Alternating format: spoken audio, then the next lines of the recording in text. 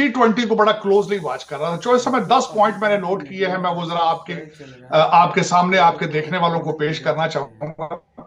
सबसे पहले तो मैं ये बताना चाहूंगा कि मोदी जी ने चाइना को गले से पकड़ लिया है, इसमें कोई शक नहीं है। वो किस तरह पकड़ा है मैं बताना चाहता हूं। अमेरिका ने इंडोर्स कर दिया है कि भारत को यूनाइटेड नेशन की सिक्योरिटी काउंसिल में सीट का हक बनता है, और साथ ही जिसने खुशी का इजहार किया है वो तुर्की के तैयब अर्दगान है। उन्होंने कहा कि अगर भारत अगर जाता है आईएमएफ के सामने पाकिस्तान को जो सा है वो मतलब आईएमएफ पाकिस्तान को नाच नचाता नजर आता है। तरले मतलब ये अगर मैं डायरेक्ट सीधे अल्फाज में बोलूं तो तरले हम करते हैं आईएमएफ के सामने जाके कि हमें इतने डॉलर दे दो, इतने मिलियन इतने बिलियन डॉलर दे दो, वरना हमारी इकॉनमी नहीं चल पाएगी, पाकिस्तान नहीं चल पाएगा। उसी आईएमएफ की जो प्रेसिडेंट हैं वो दिल्ली में डांस करती नजर आती हैं, यानी कि जिन्हें पाकिस्तान जो पाकिस्तान को नचाते हैं दिल्ली में जाके वो नाचते नजर आते हैं।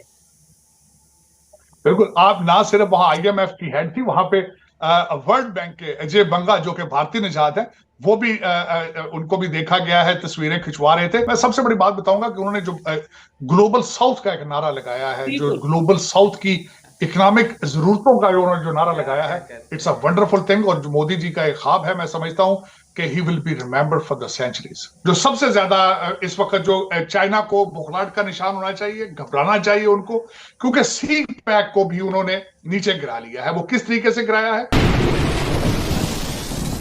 जी तो दोस्तों, मैं हूं सुहेब चौधरी और आप देख रहे हैं मेरा और आपका YouTube channel real entertainment TV. सबसे पहले आपकी मोहब्बतों का बहुत शुक्रिया कि आप मेरे काम को पसंद करते हैं। लेकिन अगर किसी ने अभी तक इस चैनल को सब्सक्राइब नहीं किया तो सब्सक्राइब कर दें ताकि हर आने वाली वीडियो आप तक पहुंच सके। 9-10 सितंबर G20 को लेकर पूरी दुनिया इस मतलब इवेंट के ऊपर बात कर रही थी, डिस्कशंस चल रही थी। जिस तरीके से जो लीडर्स थे दिल्ली में पहुंचे और जिस तरीके से उन्हें वार्म वेलकम किया गया इंडिया के प्राइम मिनिस्टर की तरफ से, इंडियन ऑफिशियल्स की तरफ से, वो पूरी दुनिया में चर्चे में रहा।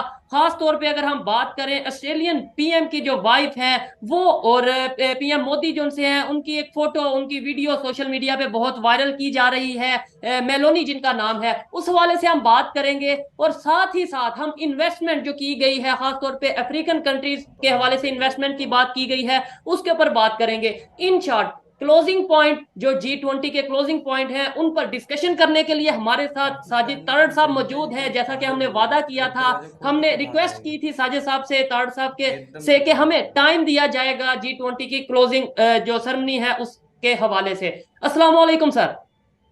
वालेकुम सलाम। Thank you sir for having me again in your show. Sir thank you sir. सबसे पहले तो आपको ये चीज मैं बताता चलूं, शायद आप अपने मसरूफियत में से टाइम निकाल के हमारे प्रोग्राम को देखते हो, तो ये बताता चलूं बहुत बड़ी तादाद में आपकी फैन फॉलोइंग है। पाकिस्तान से ज्यादा इंडिया में आपकी फैन फॉलोइंग है। बहुत ज्यादा आपकी जो ओपिनियन है, रैशनल तरीके से आप बात करते हैं, उसे पसंद किया जाता है। इसलिए हम तो मतलब मजबूर हैं कि आपको बार बार जो है वो इनवाइट करने पे। नो डाउट आप भी मसरूफ रहते हैं लेकिन फिर भी टाइम निकालते हैं। सर G20 को वाइंड अप अगर किया जाए, मतलब जिस तरीके से वाइंड अप किया जा रहा है, 2 दिन का ये इवेंट रहा, आप क्या कहेंगे इस हवाले से, क्लोजिंग पॉइंट के हवाले चोर से? साहब चोर साहब, सबसे पहले तो मैं आपको ये बताना चाहूंगा कि आपके देखने वालों को दो चीजें होती है। जो देखने वाले जब आपके आपके एनालिसिस को पसंद करते हैं, चीजों को पसंद करते हैं, तो वो एक ऑक्सीजन की तरह होती है बोलने वाले के लिए। और डेफिनेटली। मेरी तरफ से खासकर आपके देखने वालों को सलाम, दंडवत प्रणाम, और उसके बाद निग्गी जी सत श्री अकाल जेड़े वेख रहे ने। अब मैंने आज 10 पॉइंट जो है, आपको पता है कि मैं आपको पहले मैंने अर्ज किया था कि मैं यहाँ अमेरिका में आधा दिन मैं इंडिया में होता हूँ, भारत में होता हूँ, आधा दिन मैं पाकिस्तान में होता हूँ, क्योंकि मेरे भाइयों जैसा भाई है जो सरदार है मेरे साथ हर वक्त होता है। तो मैं इस हवाले से G20 को बड़ा क्लोजली वॉच कर रहा था। जो इस समय 10 पॉइंट मैंने नोट किए हैं, मैं वो जरा आपके सामने आपके देखने वालों को पेश करना चाहूंगा। सबसे पहले तो मैं ये बताना चाहूंगा कि मोदी जी ने चाइना को गले से पकड़ लिया है, इसमें कोई शक नहीं है। वो किस तरह पकड़ा है मैं बताना चाहता हूं कि इन्होंने क्या क्या दुनिया के सामने प्रोग्राम रखे हैं। फाउंडेशन तो इन्होंने जाके जकार्ता में बना दी थी। इन्होंने कहा था कि हम कोविड के बाद जो न्यू वर्ल्ड ऑर्डर है हम उसके बारे में बात करेंगे। तो जो सबसे पहले इन्होंने बात की है ब्रिक्स के गुब्बारे से हवा निकाल दी है मोदी जी ने, वो ये इस तरीके से कि चाइना चाहता था ब्रिक्स को एक्सपैंड किया जाए और अपना इन्फ्लुएंस बढ़ाया जाए। मैं समझता हूं कि G20 में जो अफ्रीकन यूनियन को मेंबरशिप दे के उन्होंने एक्सपैंड किया है, 15 मुल्कों को लपेट में लिया है, ब्रिक्स के गुब्बारे से हवा निकल गई है। दूसरी बात जो सबसे ज्यादा इस वक्त जो चाइना को बुखलाहट का निशान होना चाहिए, घबराना चाहिए उनको, क्योंकि सी पैक को भी उन्होंने नीचे गिरा लिया है। वो किस तरीके से गिराया है? शिपिंग और ट्रेन का जो इन्होंने प्रोजेक्ट दिया है कि यहां से दुबई तक, यहां तक मिडिल ईस्ट तक चीजें शिप की जाएंगी और उसके बाद ट्रेन में ना सिर्फ अफ्रीका बल्कि यूरोप में जाएंगी। ये जो सी पैक या BRI belt and road initiative था, उससे एक बहुत बड़ा प्रोजेक्ट है। और उसके बारे में अब मैं इस पे थोड़ा सा बोलना चाहूंगा कि इस वक्त जो BRI जो इनिशिएटिव था चाइना का, उसके बारे में क्या क्या एतराज लोग कर रहे हैं। लोग ये कहते हैं कि ये एक डेट ट्रैप था स्मॉल कंट्रीज को उसमें फंसाने के लिए, और चाइनीज वाकई ही जब किसी को सूट देते हैं तो एक लंबा चौड़ा उसके रिटर्न में मांगते हैं। इंटरेस्ट रेट बहुत ज्यादा होता है कि आपके BRI की जो बेल्ट रोड इनिशिएटिव था, लोग उससे पहले ही जो है वो बेजार हो चुके हैं। उसकी एक सबसे बड़ी मिसाल है कि इटली ने ऐलान कर दिया है कि हम बेल्ट एंड रोड इनिशिएटिव से निकलना चाहते हैं। इस मौके के ऊपर जिन मुल्कों ने उसका तोड़ निकाला है, जो भारत ने तोड़ निकाला है, जो इंडिया ने तोड़ निकाला है, मोदी जी ने निकाला है, जो सबसे ज्यादा 3 मुमालिक हैं जिन्होंने शिपिंग और ट्रेन के जो प्रोजेक्ट है उसको जो सपोर्ट करने वाले हैं, एक सऊदी अरेबिया है, दूसरा UAE है और तीसरा इजराइल है। अब मैं इस पे बोलना चाहूंगा कि 3 मुल्कों का कंपैरिजन किस तरह किया जाएगा। कंपैरिजन इस तरह मैं करना चाहूंगा कि इनमें से 3 मुल्कों में से ज्यादा मुल्क, इसमें कई काफियां लिखी है, 3 लीड कर रहे हैं। एक तो ऑयल रिच कंट्री है, और जब से रशिया के ऊपर एम्बार्गो लगा है, दुनिया में 2 मुल्कों की इकॉनमी ने सबसे ज्यादा ग्रो किया है। एक सऊदी अरेबिया है और दूसरा कुवैत है। इस वक्त वो कैश से लदे पड़े हैं। इस वक्त आगे भी वर्ल्ड बैंक ने फोरकास्ट किया है कि सऊदी इकॉनमी 8.7% पे जाके आगे ग्रो करेगी। तो वो इस वक्त जो तीनों ममालिक हैं, और वो आप इस वक्त भारत के साथ हैं। तीसरा मुल्क इजराइल है। उस मुल्क की उसकी खूबसूरती क्या है? इजराइल, आपको मैं बताना चाहूंगा कि जितने भी टेक के स्टार्टअप होते हैं वो इजराइल से शुरू होते हैं। दूसरी बात बताना चाहूंगा कि अमेरिका उनके साथ है, बाइडेन उनके साथ है। टेक्नोलॉजी और पैसा जब साथ आता है, और उसके बाद इंडिया का यूथ जब आएगा सामने, साथ आएगा, और इंडिया का पढ़ा लिखा तबका जो कि टेक के ऊपर मैनिपुलेट कर रहा है दुनिया को, जब वो साथ लगेगा, मेरे ख्याल में चाइना इसका तोड़ नहीं निकाल सकेगा। अगला पॉइंट मैं यही कहूंगा कि इस वक्त चाइना और दुनिया के सामने जो प्रोजेक्ट ये रखा है मोदी जी ने, इसका तोड़ निकालना बड़ा मुश्किल है। इस वक्त जब से ये इस चीज का ऐलान किया है, मेरी नजर में चाइना को परेशान होना चाहिए, सोचना चाहिए कि हम कहां जा रहे हैं। अब उससे मैं अगले पॉइंट पे जाना चाहूंगा कि इस पॉइंट को मैं देख रहा था, लूला सिल्वा अगली यहाँ के इसके बाद अगली प्रेसिडेंटशिप G20 की जा रही है ब्राजील के अंदर। ब्राजील के लूला सिल्वा जो थे, उनका मैंने इंटरव्यू सुना है, और जिस तरीके से उन्होंने एक खास बात में जो मेरी नजर में आई है, उन्होंने तारीफ की है। उन्होंने कहा है कि भारत जहां चांद पर लैंड किया है, आज तक उस जगह के ऊपर ना अमेरिका जा सका है ना रशिया जा सका है। मैं एग्री करूंगा उनसे। देखते जाइए आगे। वाकई कोई शक नहीं, इसमें कोई शक नहीं है। देखो, और उसमें $75 मिलियन में वहां जाना, और सन का जो तजर्बा करना $46 मिलियन में, ये भी उन्होंने लूला सिल्वा जी ने बात की है। उन्होंने कहा है कि अगली सदी वाकई ही इंडिया की सदी है, जो कि मोदी साहब पहले जकार्ता में कह के आ चुके थे। यहाँ पे ये भी मेंशन करना चाहूंगा कि उन्होंने तकरीबन 15 मिनट जो भारतीय मूवी है RRR, उसके बारे में उन्होंने बात की है। उन्होंने कहा कि दुनिया में हर एक को देखनी चाहिए। I was surprised with it. अब उससे आगे मैं बात करना चाहूंगा कि इस स्याको सबाक को पढ़ते हुए अमेरिका ने एंडोर्स कर दिया है कि भारत को यूनाइटेड नेशन की सिक्योरिटी काउंसिल में सीट का हक बनता है। और साथ ही जिसने खुशी का इजहार किया है वो तुर्की के तैयब अर्दगान है। उन्होंने कहा कि अगर भारत अगर जाता है, भारत को यूनाइटेड नेशन सिक्योरिटी काउंसिल में अगर जगह मिलती है, तो this will be a matter of pride for the developing countries. मैं इन सब चीजों के ऊपर मैं खुश हूं कि ये सारी चीजें leadership ultimately came to South Asia, came to Bharat, और Modi ji has done a wonderful job. मैं जिस तरह कहता हूं, खुदा करे, जिस तरह मैं हमेशा कहता हूं, खुदा करे कि हमें पाकिस्तान में मोदी जी जैसी कोई लीडरशिप मिले जो नेशनलिस्ट हो और भारत के मॉडल को अडॉप्ट करें। मैं हमेशा यही कहूंगा। और दूसरा, इसमें एक सेटबैक भी था। आखिरी पॉइंट सॉरी सर, मेरे माइंड में क्वेश्चन आया। ये आपके पॉइंट बहुत ही इंटरेस्टिंग है, बाकी के पॉइंट जो उनसे ऑडियंस तक लेकर जाएंगे, लेकिन आपने तुर्की की बात की है।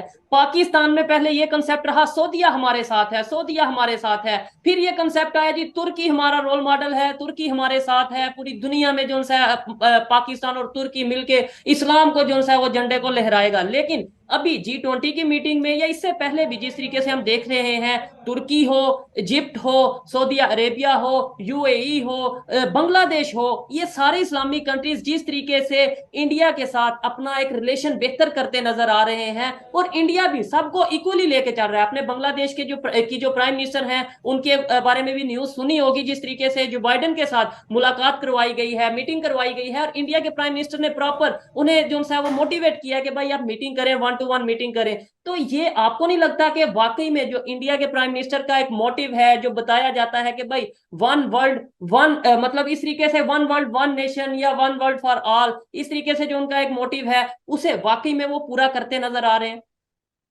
बिल्कुल डेफिनेटली। यहाँ पे चॉइस साहब एक और मैं इस्लामिक कंट्रीज के हवाले से बात करना चाहूंगा। इस्लामिक उम्मा का कॉन्सेप्ट जो कहा जाता था कि इस्लामिक वर्ल्ड सारे कंट्रीज एक साथ है, ये कॉन्सेप्ट खत्म हो चुका है। उसकी वजह यह है सारे इस्लामिक कंट्रीज अपने इंटरेस्ट बेस्ड डिसीजन लेते हैं। यहां पे मैं ये आपको बताना चाहूंगा कि आपकी 7 मिडल ईस्टर्न स्टेट्स ने मोदी जी को बुला के हाईएस्ट अपने नेशनल अवार्ड दिए हैं, इसमें कोई शक नहीं। अब इट इज वेरी इंपॉर्टेंट। और दूसरा जो ये खासकर मैंने देखा वो हमारे जो मुसलमान मुल्कों के साथ एक तनाव चलता रहता है कि लीडरशिप, कभी OIC की लीडरशिप में कंपटीशन शुरू हो जाता है, कभी सऊदी अरेबिया, कभी टर्की और कभी इंडोनेशिया। तो मेरे ख्याल में ये गलत अप्रोच है।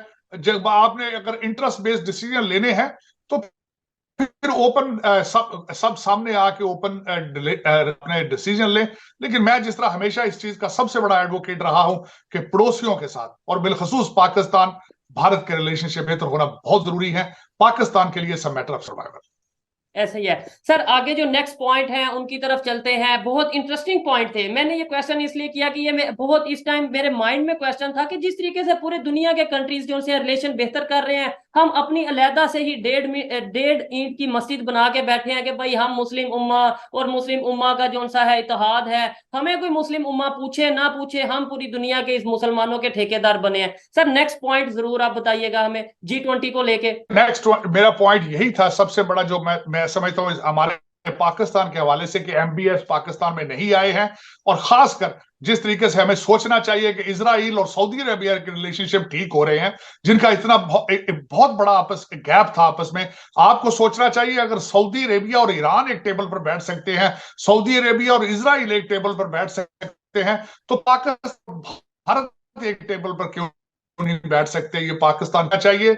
और फ्यूचर के अंदर भी मैंने माजी के अंदर देखा है कि कोई भी चीज अगर फलस्तीन में या किसी इस्लामिक मुल्क में होती है, वहां सारा कुछ नॉर्मल चल रहा होता है। पाकिस्तान में दुकानों को आग लगा दी जाती है, लोगों को सड़कों पे गोलियां मार दी जाती हैं। इन चीजों से बाहर निकलना होगा आपको।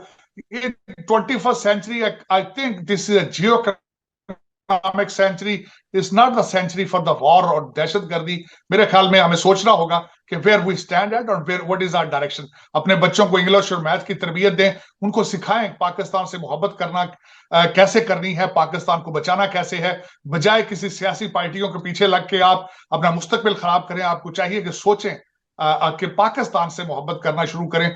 पाकिस्तान सोच बदलो। ऐसे ही है सर। एक और चीज, IMF के सामने पाकिस्तान को जो सा है वो, मतलब IMF पाकिस्तान को नाच नचाता नजर आता है। तरले, मतलब ये अगर मैं डायरेक्ट सीधे अल्फाज में बोलूं तो तरले हम करते हैं IMF के सामने जाके कि हमें इतने डॉलर दे दो, इतने मिलियन, इतने बिलियन डॉलर दे दो, वरना हमारी इकॉनमी नहीं चल पाएगी, पाकिस्तान नहीं चल पाएगा। उसी IMF की जो प्रेसिडेंट हैं वो दिल्ली में डांस करती नजर आती हैं, यानी कि जिन्हें पाकिस्तान, जो पाकिस्तान को नचाते हैं, दिल्ली में जाके वो नाचते नजर आते हैं। बिल्कुल। आप ना सिर्फ वहां IMF की हेड थी, वहां पे वर्ल्ड बैंक के अजय बंगा जो कि भारतीय निजात है, वो भी उनको भी देखा गया है, तस्वीरें खिंचवा रहे थे। लेकिन यहाँ पे देखना चाहिए कि भारत इस वक्त दुनिया की जरूरत बन चुका है। भारत को दुनिया की जरूरत नहीं है, दुनिया को भारत की जरूरत है। उनके $600 बिलियन के फॉरेन रिजर्व हैं, उनका डायस्पोरा स्ट्रांग है, तालीम स्ट्रांग है, एजुकेशन और टेक्नोलॉजी स्ट्रांग है, तो फिर जाहिर है जब आप इस लेवल पे पहुंच जाएंगे तो दुनिया आपके इशारों पे नाचेगी बजाय कि आप उनके इशारों पे नाचें।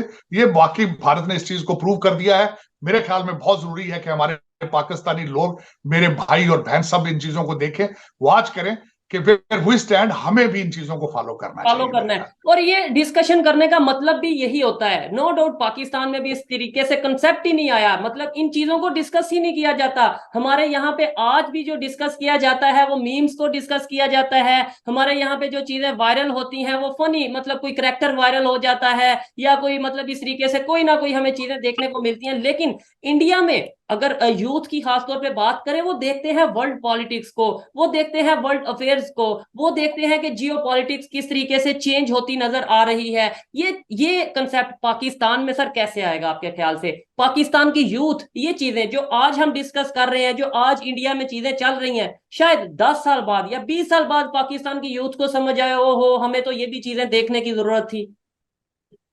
देखिए, इस वक्त पाकिस्तान के बच्चों को मैं एक ये बताऊंगा, सबसे बड़ी अपॉर्चुनिटी उनके हाथ में है। उनके हाथ के अंदर एक स्मार्टफोन मौजूद है जिसपे वो सारा दिन उर्दू के अंदर उर्दू में ट्वीट करते हैं, उर्दू में मीम बनाते हैं, अपॉर्चुनिटी को मिस करते हैं। उन्हें सोचना होगा कि इसी पाम से, इसी हाथ में जो स्मार्टफोन है, यहां से पैसे किस तरह बनाने हैं, गूगल के वे कारोबार किस तरह करना है, यूट्यूब पे जिस तरह चौधरी साहब आप खुद कर रहे हैं, ना सिर्फ कौम की खिदमत कर रहे हैं बल्कि एक कारोबार भी कर रहे हैं। बच्चों को सीखना होगा कि अमेजॉन के ऊपर स्टोर किस तरह बनाने हैं, अपनी सर्विसेज को किस तरह ऑफर करना है। बच्चों को आगे सोचना होगा कि जिन लोगों के पीछे लगे हैं उनके बच्चे तो लंदन और अमेरिका पढ़ रहे हैं, हमारा मुस्तकबिल क्यों तबाह किया जा रहा है। ये हमारी कौम को सोचना होगा, इसके बगैर गुजारा नहीं है। बल्कि मैं ये चाहूंगा, बल्कि मैं समझता हूं कि हर बच्चे को चाहिए कि भारत की स्टोरी को देखे, भारत की स्टोरी को सीखे कि ये भारत ने तरक्की किस तरह की है। आप बजाय कि आप वेस्टर्न सिविलाइजेशन के मॉडल को देखें, वो मॉडल आपको सूट नहीं करता, आपको इंडिया का मॉडल सूट करता है। जो आप जैसे लोग हैं, अगर आप उनकी मूवीज देख सकते हैं, अगर आप उनके गानों पे नाच सकते हैं, तो उनकी तरक्की को कॉपी क्यों नहीं करते? आप वो क्यों नहीं देखते? स्टोरी का दूसरा रुख भी देखें कि उन्होंने पूरी दुनिया में तरक्की किस तरह की है। ये फैसला आपने खुद करना है, अपने मुस्तकबिल का फैसला आपको चाहिए कि आप खुद करें, बजाय के कोई लुटेरे जिनके सबके बच्चे बाहर पढ़ रहे हैं वो आपके मुस्तकबिल का फैसला करें। ये मेरा ख्याल में ये आज नहीं तो कल चॉइस सब में बच्चे, हमारे बच्चों को ये फैसला करना होगा। आज अभी तक बच्चे जो हैं वो सड़कों पे बेजार होकर फिर रहे हैं, उनको बार बार जिहाद की तलकीन की जा रही है। मेरी ये ख्वाहिश होगी कि आपने अगर जिहाद करना है तो जिहालत के खिलाफ करें, जिहाद करना है तो अपनी गुर्बत के खिलाफ जिहाद करें। ये जिहाद का मतलब इतना आसान नहीं है, इसको प्लीज इसके बारे में पढ़ें। ये जो लोग आपको गुमराह कर रहे हैं, आप कोशिश करें कि आप इज्तनाब करें उनसे। ऐसे ही है सर। आपने वर्ल्ड बैंक की बात की, अजय बंगा साहब की बात की, तो उन्होंने ही अभी G20 में यहाँ दिल्ली में ही एक स्टेटमेंट दी। उन्होंने बोला कि I am best example of made in India. तो मतलब आज जिन लोगों को हम फॉलो करना चाहते हैं या जिन कंट्रीज को हम फॉलो करना चाहते हैं या जिन अदारों की तरफ हम ऐसे तरसी हुई निगाहों से देखते हैं, वो लोग ये कहते नजर आ रहे हैं कि भाई हम तो बेस्ट एग्जाम्पल हैं मेड इन इंडिया की, और यानी अपने आप को इंडिया के साथ, भारत के साथ जोड़ के वो प्राउड फील करते हैं। ऋषि सनक की बात करें, उन्होंने भी विजिट किया दिल्ली का और वहां के मंदिर का विजिट किया, वहां पे जाके उन्होंने स्टेटमेंट दी जो कि बहुत वायरल रही। और इस तरीके से आपको क्या लगता है हमें क्यों शर्म आती है? देखिए अगर 1947 से पहले की बात करें, हम भी तो भारतीय थे, हम भी तो हिंदुस्तान में रहने वाले थे, बरसगीर में रहने वाले थे। आज हम ये अगर कोई कह दे पाकिस्तान में कि भाई, अगर लेट्स सपोज मैं ही कह दूं कि भाई मैं पहले इंडिया में रहता था, पहले भारत में रहता था, मेरे बड़े भारत में रहते थे, मैं एक इंडियन ओरिजिन हूं, तो शायद मुझे तो जो सा वो दूसरे दिन ही पाकिस्तान से निकाल दिया जाए। तो हमें ये किस चीज की शर्म है? ये क्या सर आप इंडियन ओरिजिन नहीं है? नहीं, मैं बिल्कुल इंडियन ओरिजिन, ऑफ कोर्स। ये भारत की जो अगर देखा जाए तो हिस्ट्री 1 साल से पुरानी, 1000 साल से पुरानी हिस्ट्री है। We were very civilise. Ashoka civilisation के बारे में बात करें, आप गुप्ता सिविलाइजेशन के बारे में बात करें, हड़प्पा सिविलाइजेशन के बारे में बात करें, यूरोप और दूसरे ममालिक ने तो बहुत बाद में तरक्की की है। हमारी सिविलाइजेशन तो बहुत ज्यादा एडवांस थी, बहुत ज्यादा डेवलप थी अगर देखा जाए, और हमें उस पर प्राइड होने चाहिए। शोएब साहब, मैं बिल्कुल आपकी बात से 100% एग्री करूंगा। आपको पता है, जब मैं जहां भी जाता हूं हमेशा सबसे पहले, ना सिर्फ आप पाकिस्तान की बात करते हैं, मैं तो मंडी बहादुरगंज की बात करता हूं, जहां से मेरा जहां से मेरा स्टार्ट है सारा कुछ, मेरी प्राइड है इस चीज के अंदर, मेरी पंजाबी जबान के अंदर प्राइड है। यही इश्यूज हैं हमारे, कई सोशल प्रॉब्लम है पाकिस्तान के अंदर कि हमने पंजाबी को, अपने कल्चर को हम छुपाते हैं। हम समझते हैं कि बेबी इस ये एक हमें लुक बैड और डजंट लुक राइट, और हम कूलनेस के चक्कर में पड़े रहते हैं, हम एक दूसरे के स्टेटस को के चक्कर में पड़े रहते हैं, लेकिन अपने ओरिजिन को आप छुपा नहीं सकते। मैं पाकिस्तानी हूं, मैं 10 मील से पाकिस्तानी नजर आता हूं, मैं पाकिस्तानी पैदा हुआ था, मैं पाकिस्तानी ही मरूंगा, इसमें कोई शक नहीं है। And I am proud of my self. मेरी मदरलैंड है पाकिस्तान। ये किस तरह हो सकता है कि कोई ऐसा इंसान हो जो अपनी मां को पहचानने से इनकार कर दे? It is not possible.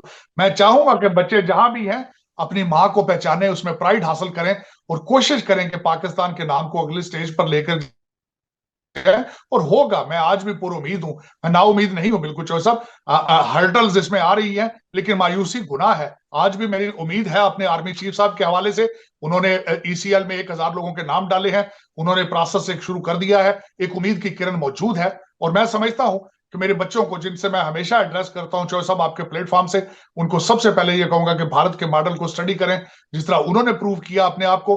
पूरे कंट्री को डिजिटाइज उन्होंने तकरीबन, मैंने उनके यूपीआई की हिस्ट्री पढ़ रहा था चौधरी साहब, सिर्फ 8 साल के अंदर उन्होंने हर बंदे के हाथ के अंदर क्यूआर कोड दे दिया है, तकरीबन 8 से 10 साल में। मेरी भी ये ख्वाहिश होगी, बल्कि बात चल रही है। अगले दिन जो हमारे आर्मी चीफ साहब ने मुलाकात की लाहौर के अंदर, वहां पे बात हुई है कि पाकिस्तान के अंदर पाकिस्तानी करेंसी का अपना पेमेंट सिस्टम होना चाहिए, अपना वीजा मास्टर कार्ड होना चाहिए। वी आर बिहाइंड, लेकिन देखें, इसमें उम्मीद रखनी चाहिए और बेहतर होगा इंशाल्लाह। जी, अच्छा सर, बिल्कुल मैं आपकी इस बात से एग्री करता हूँ। डेफिनेटली मुझे भी अगर उम्मीद है कोई बेहतरी की, मतलब यह है कि मैं सोच रखता हूँ तो ही ये सारी एफर्ट कर रहा हूँ। बहुत से इल्जामात भी झेलने पड़ते हैं, बहुत से टैग भी अपने ऊपर लगवाने पड़ते हैं। कभी कोई एजेंट कहता है, कभी कोई कहता है कि ये पैसे लेके प्रोग्राम करता है, लेकिन मुझे पता है कि भाई पाकिस्तान की बेहतरी के लिए अगर हमने कुछ करना है तो सबसे पहले अपनी गलतियों को सुधारना है, अपनी गलतियों को मानना है, और हमें सीखना है। उन लोगों से सीखना है जिनके साथ हम कई 100 साल रहे हैं। उन लोगों से नहीं सीखना जो हमारे ऊपर आके हुक्मरानी करके गए, हमें गुलाम बना के गए, हमें उनसे नहीं सीखना। सर मुझे लास्ट में ये चीज बताइएगा कि जिस तरीके से अभी इंडिया G20, भारत में जो G20 का इवेंट रहा, समिट रहा, वहां पे तकरीबन 32 कंट्रीज के जो हेड ऑफ स्टेट हैं, प्राइम मिनिस्टर, प्रेसिडेंट वगैरह हैं, वो आए थे। और हर एक को, चाहे कोई थोड़ा नॉर्मल कंट्री है या पावरफुल कंट्री है, इंडिया ने बहुत अच्छे तरीके से, बहुत वार्म वेलकम किया। चाहे वो बांग्लादेश की प्राइम मिनिस्टर हो या वो यूएस के प्रेसिडेंट हो, सबको बड़ा अच्छे तरीके से ट्रीट किया गया, वार्म वेलकम किया गया। और खास तौर पे अभी जो मेलोनी है, जो ऑस्ट्रेलियन प्राइम मिनिस्टर की वाइफ है, उनके साथ एक मतलब वो चीज वायरल नजर आ रही है इंडिया के प्राइम मिनिस्टर की। क्या कहना चाहेंगे जिस तरीके से खुश अखलाक तरीके से सबके साथ मुलाकात की गई है? देखिए, सबसे पहले तो मैं समझता हूं कि मोदी जी का जो इसको एजेंडा इन्होंने नाम दिया था कि वन अर्थ, वन फैमिली और वन फ्यूचर, मैं समझता हूं इस रिमार्केबल। उसमें उनकी ख्वाहिश नजर आती है कि उनका फ्यूचर के अंदर उन्होंने जो टोन सेट की है, वो टोन क्या है, उसमें इंक्लूसिवनेस, हर एक इंसान को, हर कंट्री को इंक्लूड करने की उन्होंने ख्वाहिश का इजहार किया है। और उन्होंने करके दिखाया है। जो बांग्लादेश के साथ उन्होंने जो बाइडेन साहब के जो उनके रिलेशनशिप कोई खराब थे, वो ठीक करने की कोशिश की है वहां पे, ये सामने प्रूफ हो इसका नजर। और कई कंट्रीज को एज उन्होंने वो बसर इनवाइट किया था, उनको ऑब्जर्वर एज इनवाइट किया था। मैं समझता हूं कि आइंदा फ्यूचर के अंदर पाकिस्तान ने भी बेबी स्टेप्स लिए हैं। शहबाज शरीफ साहब आए थे, उन्होंने न्यू दिल्ली अपने हाई कमीशन ऑफिस के अंदर ट्रेड मिनिस्टर को भेजा था, लेकिन हमारा अफसोस इस बात का होता है कि एक कदम आगे जाके 2 कदम पीछे आ जाते हैं, कंफ्यूज है, नर्वस है। लेकिन इस चीज में मेरे ख्याल में आपको आगे बढ़ना चाहिए। एक दूसरे 2 ममालिक के अंदर जो अपने शक और शुबहात है वो क्लियर करने चाहिए। जो सबसे ज्यादा एलिगेशन पाकिस्तान के ऊपर लगाई जाती है भारत की तरफ से कि दहशतगर्दी और क्रॉस द बॉर्डर जो कुछ हो रहा है, मेरे ख्याल में पाकिस्तान को चाहिए अपनी पोजीशन को क्लैरिफाई करे। If you are not involve, make sure that India is satisfied on that. और उसके बाद बेबी स्टेप्स लें ताकि दोनों ममालिक के अंदर इत्मीनान बहाल हो सके। देखिए, मैं समझता हूं कि मोदी साहब जब नवाज शरीफ साहब के घर आए थे, उन्होंने बहुत बड़ा अपना एक डिसीजन लिया था। बिलखसूस अगर कहा जाए तो पॉलिटिकल इक्विटी उन्होंने अपनी पूरी दांव पे लगा कर आए थे। मेरे ख्याल में पाकिस्तान को भी चाहिए कि इसी तरह के स्टेप्स ले फ्यूचर में, जिससे भारत का जो है वो जो इत्मीनान बहाल हो सके। और इट इज नॉट, देखिए डिप्लोमेसी के अंदर you never shut down the door, possibilities are always there. Australia से दालें मंगा रहे हैं तो भारत से दालें क्यों नहीं आ सकती? अगर आपको किसी चीज की जरूरत, सब्जियां आप भारत से क्यों नहीं आ सकती? लाहौर से 100 किलोमीटर के फासले पे दुनिया की हर चीज पॉसिबल हो रही है। उन्हीं चीजों की कॉपी करनी चाहिए मेरे ख्याल में। ऐसे ही है। सर मुझे लास्ट में ये बताइएगा, लाइटर नोट अगर क्वेश्चन किया जाए, पाकिस्तान इन सब चीजों को करीब से ऑब्जर्व कर रहा है डेफिनेटली, हमारे जो पॉलिटिशियन हैं, अगर मैं यहाँ पे बैठ के बात कर रहा हूँ, आप यूएस में बैठ के एज ए पाकिस्तानी इन चीजों को ऑब्जर्व कर रहे हैं, तो हमारे पॉलिटिशियन भी देख रहे होंगे, हमारे जो भी लीडरान हैं या जो भी लोग इस पाकिस्तान को चला रहे हैं, चीजें देख रहे होंगे। उन्हें नहीं समझ आती कि अगर बांग्लादेश रिलेशन बेहतर कर रहा है तो हम कर लें, अगर अफगानिस्तान रिलेशन बेहतर कर रहा है तो हम भी कर लें भारत के साथ रिलेशन, अगर ईरान रिलेशन बेहतर कर रहा है तो हम भी अपने रिलेशन बेहतर कर लें, अगर यूएई अगर सऊदीया रिलेशन बेहतर कर रहा है, अगर तुर्की रिलेशन बेहतर कर रहा है तो हम भी रिलेशन बेहतर कर लें। आखिर कौन सी ऐसी चीज है, कौन सी ऐसी मजबूरी है जिसकी वजह से हम रिलेशन बेहतर कर नहीं पाते? रिलेशन बेहतर करना तो दूर, जो बात करता है कि भाई हम भारत के साथ रिलेशन बेहतर करेंगे, उसे गद्दार कह दिया जाता है। चौधरी साहब, सबसे बड़ी बात है दोनों तरफ से इत्मीनान का फुकदान है। मुल्की मफाद में फैसले करने होंगे और होंगे इंशाल्लाह फ्यूचर के अंदर। मैं समझता हूं, आई एम वेरी ऑप्टिमिस्टिक। इस वक्त अगर देखा जाए तो हमारे जो फॉरेन मिनिस्टर साहब हैं, जिलानी साहब, मैं उनको जानता हूं, इज अ गुड स्टेट्समैन। इतने ममालिक है, जियो इकोनॉमिक्स का दौर है, लोग ममालिक अपने माली मफाद को सामने रख के, मुआशी मफाद को सामने रख के डिसीजन ले रहे हैं। हम हमेशा ब्लॉक का हिस्सा बनते हैं। ब्लॉक से मुराद ये है, अगर हमें चाइना पैसा देता है तो हम उनके पीछे चलते हैं, अगर हमें अमेरिका पैसा देता है तो हम सी पैक को बंद कर देते हैं। हमें इन चीजों से अबव होकर सोचना पड़ेगा। उन्होंने 16 जो है वो इकोनॉमिक प्रोजेक्ट बनाने थे पाकिस्तान के अंदर, उस पर कुछ भी काम नहीं हो सका। 3.5 साल के अंदर जो अगर चाइना ने सी पैक बनाना था पाकिस्तान, आपने उसको फ्रीजर में रख दिया पीटीआई के दौर में। लेकिन आप एक दफा सोचें कि हमने कहाँ जाना है, हम कहाँ खड़े हैं।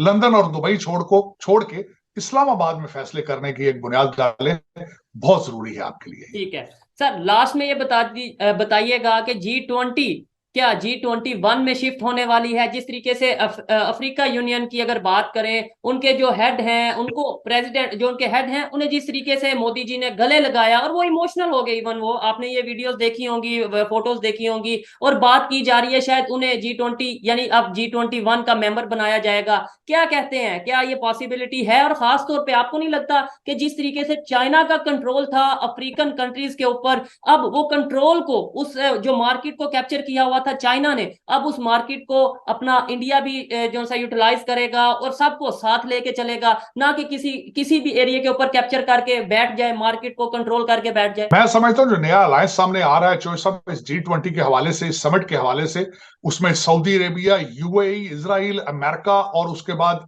इंडिया, ये तो चीदा चीदा कंट्रीज है, लेकिन इट्स अ वंडरफुल कॉम्बिनेशन। मैंने जिस तरह आपको पहले अर्ज किया था, तेल के हवाले से, पैसे के कैश के हवाले से, और दूसरा उसके बाद टेक्नोलॉजी के हवाले से और यूथ के हवाले से, इसका तोड़ मेरे ख्याल में चाइना नहीं निकाल सकेगा। The future is India's future, is 21st century, is Asia century, बिलखसूस इंडिया। और मैं समझता हूं अगर इसके अंदर मोमेंटम जिस तरीके से चल रहा है, इन्हीं प्रोजेक्ट्स पे अगर काम हुआ, तो आप देखेंगे कि जो इस वक्त जो मोदी जी, मैं सबसे बड़ी बात बताऊंगा कि उन्होंने जो ग्लोबल साउथ का एक नारा लगाया है, जो ग्लोबल साउथ की इकोनॉमिक जरूरतों का उन्होंने जो नारा लगाया है, इट्स अ वंडरफुल थिंग। और जो मोदी जी का एक ख्वाब है, मैं समझता हूं कि he will be remembered for the centuries, इसमें कोई शक नहीं। डेफिनेटली। और एज ए पाकिस्तानी मैं भी ये चाहता हूं कि भारत ज्यादा से ज्यादा तरक्की करे, ज्यादा से ज्यादा डेवलपमेंट की तरफ जाए, क्योंकि अगर भारत का दुनिया में नाम होगा तो कहीं ना कहीं हमारा भी नाम होगा। और पाकिस्तान को, चाहे पाकिस्तान के लीडर हो, पॉलिटिशियन हो, या मेरे जैसी आम पब्लिक हो, हमें ये चाहिए कि हम नफरतों का कंसेप्ट माइंड से निकालें और बेहतरी की तरफ जाएं, डेवलपमेंट की तरफ जाएं, गुड रिलेशंस की तरफ जाएं, ना सिर्फ भारत के साथ बल्कि ऑल ओवर दी वर्ल्ड।